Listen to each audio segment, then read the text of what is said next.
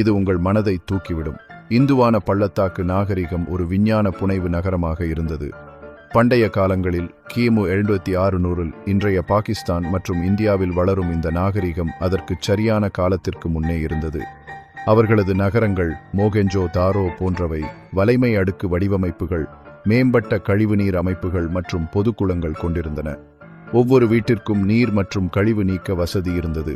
இது இன்று பல நகரங்களுக்கும் இன்னும் சிரமமாக இருக்கிறது. அவர்கள் திறமையான கைவினையாளர்களும் இருந்தனர். நகைகள், சடங்குகள் மற்றும் உலகின் முதன்மை பரிச்சுரங்கங்கள். ஆம், நீங்கள் சரியாக கேட்டீர்கள். ஆனால் ஒரு திருப்பு முன் உள்ளது. இன்னும் அவர்களது எழுத்துக்கள் படிக்கப்படவில்லை, மொழி விவரிக்கப்படவில்லை. பல ரகசியங்களை இடுகுகளில் புதைக்கிறது. இந்துவான பள்ளத்தாக்கு நாகரிகம் கியாமு காணாமல் போனது. பாரம்பரியம் வரலாற்றின் முன்னேற்ற பெற்ற பழங்கால சமூகங்களில் ஒன்று. நாம் ஆராய வேண்டிய அடுத்த பழமையான நாகரிகம் எது?